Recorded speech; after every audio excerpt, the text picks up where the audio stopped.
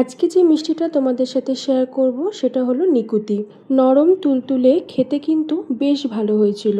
তোমরা যদি বাড়িতে এরকমভাবে নিকুতি বানাতে চাও তো প্রথমে একটা পাত্রে নিয়ে নেব হাফ লিটারের মতন দুধটাকে খুব ভালো করে জাল দিয়ে ছানা কাটাতে হবে। তো ছানা কাটানোর জন্য এখানে আমি কিছুটা পরিমাণে ভিনিগার আর অল্প জল দিয়ে একটা মিশ্রণ তৈরি করেছি।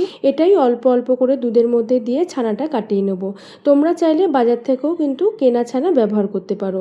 অন্যদিকে ক্ষীর বানানোর জন্য দুধটাকে খুব ভালো করে জাল দিয়ে ঘন করে নিয়েছি, আর এখানে আমি কিছুটা গুঁড়ো দুধ ব্যবহার করছি। খুব ভালো করে মিশিয়ে ক্ষীরটাকে বানিয়ে নিতে হবে। ঠান্ডা হলে এটা আরেকটু শক্ত হয়ে যাবে।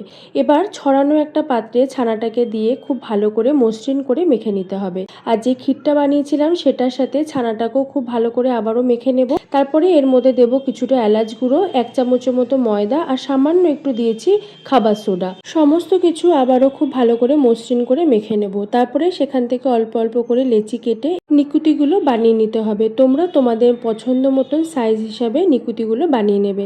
আমি এখানে সমস্ত নিকুতিগুলো বানিয়ে নিয়েছি। এবার কড়াইতে সাদা তেল গরম করে নিকুতিগুলোকে ভেজে নিতে হবে। গ্যাসের ফ্লেম কিন্তু লো টু মিডিয়ামে রেখে একদম লাল লাল করে নিকুতিগুলো ভেজে নেব।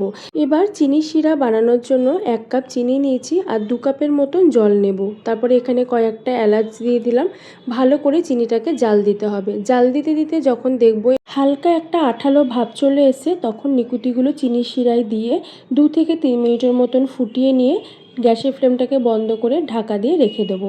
একবার হলেও বাড়িতে এরকমভাবে নিকুতি বানিও, আর অবশ্যই আমাকে জানিও তোমাদের কেমন লাগলো। আজ এই পর্যন্তই। তোমরা সবাই ভালো থেকো, সুস্থ থেকো। টাটা।